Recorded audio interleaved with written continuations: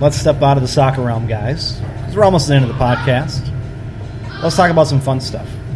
Is it as fun as the oversexed French one? I don't know. No, I don't think I can beat that one. I've looked. I don't think I can do it. I have 2 stories. That was pretty good. I think a lot of people may have liked that one. Yeah, I think a lot of people like that. I have 2 short stories, guys. The first one I want to talk about, because Dave is a world traveler. He goes on planes all the time. And trains sometimes. And trains. And automobiles? And occasionally, automobiles. Jeez. Reference. It's a good movie. Good movie. There was a flight out of, I think it was Denver. It was going to, I can't remember what it was going to. I think it was American Airlines. They had to stop somewhere, emergency stop somewhere, because the person got stuck in the bathroom of the flight. I mean, by stuck. Like they couldn't open the door back up. Oh. But they went in there, and they got stuck. Oh yeah, so you're talking about the flight where they actually got diverted. They got diverted and had to land in Denver. They had Yeah. to land in Denver. I'm sorry. So I mean, is this passenger obviously locked the door? Yep. So they locked couldn't it, unlock and it? then they couldn't get it back open or something like that. Yeah, it was a cross-country flight. It was, you're right. It was United 1554 from Washington all the way to San Francisco. So that's, like a 5-6 hour flight to start with. I mean, I can see why they divert because you never know what they're doing. My question is this. Okay. You get stuck in the bathroom on a flight. Right. How freaked out are you at that point? Well, I hope you're not claustrophobic. Oh, yeah, exactly. exactly. I can't stand up in most airline Well, I can bathrooms. barely stand up. I've never actually used a bathroom in an airline. I have. Yeah. I try not to, but I guess I spend way too much time in airplanes. Well, you do. You're on the plane all the time. Yeah, you're well, when you're taking a going to Europe if you're or taking a whatever. 15-hour flight to you're gonna have Melbourne, to. you're going to have to. Yeah. I would just never. I don't like enclosed However, spaces. I will say, just as we're talking about airplane bathrooms, I have taken a 14-and-a-half-hour flight from, I think it was L.A. to Sydney. Yeah. Did not go to the bathroom. How did that happen? I don't know. That's not even possible. That's not possible. Did you not drink on the plane? I don't drink on How did you long not get an flights. infection? I don't know. How did you not get an But I didn't get up a single time. I know, believe me, it's a fine line to cross, and I've been traveling for almost 20 years for work. And it's a fine line between, I don't want to drink a lot before the flight, sure. whether you're talking about water or especially alcohol, but it's a fine line between that, not drinking a lot and having to go to the bathroom a lot, and being dehydrated. Because you're up in that atmosphere. I mean, they pressurize the plane, of course, but it's still dry. It's still tough, so it's easy to get dehydrated. So it's a really fine line to cross. But I think I've kind of found that medium. Were you sleeping through part most of that? of it? Okay. Yeah. Yes, most of it. I mean, I'm not saying I do it every 14-hour flight. I'm just there was one time in the last 2 years that I made it. Good. So, I mean, that's never going to happen to you then, I guess. No. But bottom line, if I did get stuck in an airplane bathroom, I'm not the type of person who's going to freak out about much, but I would certainly get nervous because it's such a small space. The reason you have to stop is it's twofold, right? You got people that need to use the bathroom, they can't get in there. Right. A. And then B, there's no seat in there, they don't have seatbelt. They don't have a seatbelt on the toilet. Right. Violent turbulence. There's a reason they took. There's a reason they tell you to put your seatbelt on. You know, not just during turbulence, but because that unexpected turbulence can pop up. And I couldn't even imagine being in one of those bathrooms during heavy turbulence. You'd literally be bouncing off the seat. At this time, I'm going to ask that you fasten your seatbelts. I mean, so should they put belt buckles in the? Should they put buckles on the toilet there? Honestly, Tony, I wouldn't be surprised if, as a result of this, they start thinking about it. It might be a requirement. You'll be on the toilet and you'll see 2 seatbelts down there. So if you're taking case a dump, scenario, please buckle up. I wouldn't be Tony. It's almost sitting here talking out loud. It's almost surprising there isn't. Yeah, I'm not surprised. Yeah. So that was story number 1, guys. I just thought it was funny, and the reason I brought it up because Dave's a world traveler. He's been on planes numerous times, and I just wanted to see what his opinion was on the whole situation. But story number 2, guys, is a little burglary down in Florida. The interesting thing about this is this guy breaks into a home to make breakfast and tells a resident to go back to sleep. So was this person homeless? So, no, this guy, the home's occupants told investigators he awoke to discover the man cooking and eating something around 4 a.m. on Tuesday morning. And then, I guess he ran to the house, he ran from the house when the resident called 911. 19-year-old Marine entered through an unlocked rear door. He may have been under the influence of alcohol. No shit. Go back No to shit. sleep. But I guess he told the guy, when the guy found him, he told the guy, he's like, no, just go back to sleep. It's like, how drunk do you have to be? You went into somebody's house you didn't know. It was an unlocked door, so you didn't technically break in. You'd have to be at least heavily buzzed. He's 19, Yeah. And then you make food at this guy's house. So how do you know where everything's at, A? How do you know the eggs are at, or was he cooking eggs? I want to know what he was cooking, A. Well, right, yeah. And then you tell the guy when he wakes up, hey, just go back to sleep. Shh, just go back to sleep. I think I would have been like, you know what? You can do this, but you're going to make me something. So I'm going to just stay here. And you cooking something for me? Let's go.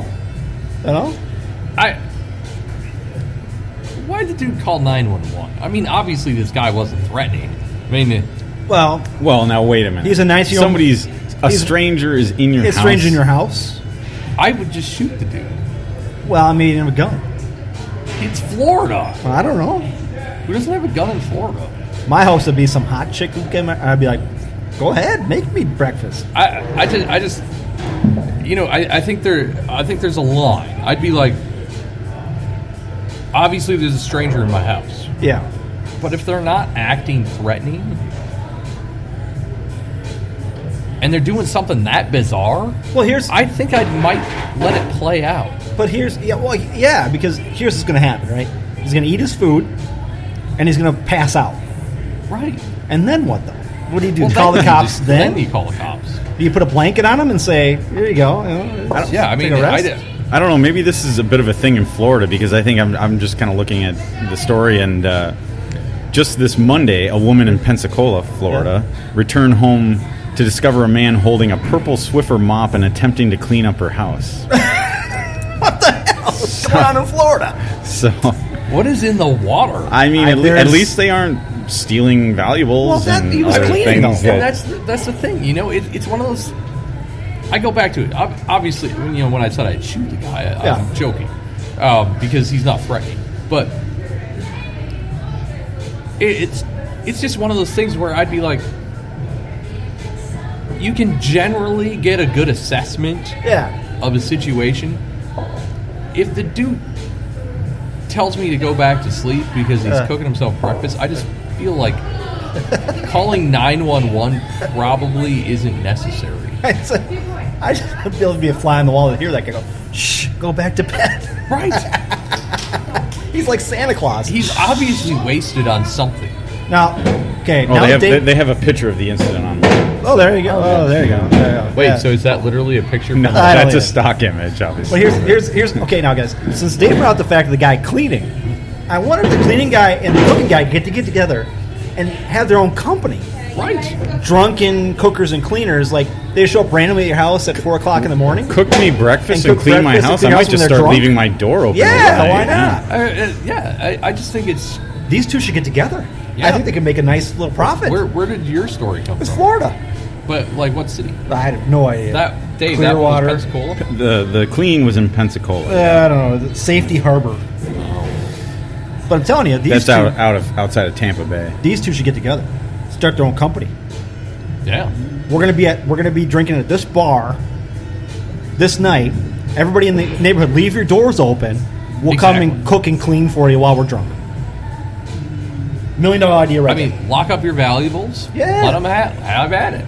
Well, this guy, the guy who was cooking was not going for valuables. He was trying to find food. Yeah, I mean, and that's the thing. It's like the dude literally is cooking food. He's 19. You can't possibly be that threatening. I think the other thing too is 19 years old.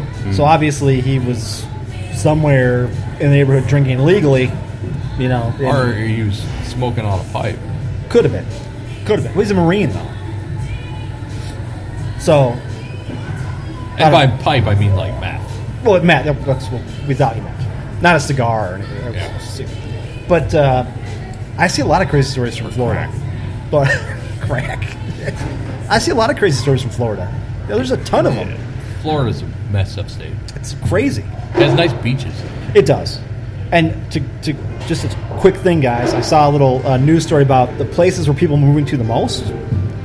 Florida's got like 5 of the top 10 cities to move to. And you know what I'm thinking about? I'm like, aren't the oceans rising? Supposedly. Aren't there more hurricanes going on? Why would you want to live there? You know why? No state tax. That's a big reason. No state tax. That's why, I mean, a lot of retirees obviously moved down there as well. Yeah. So. Yeah.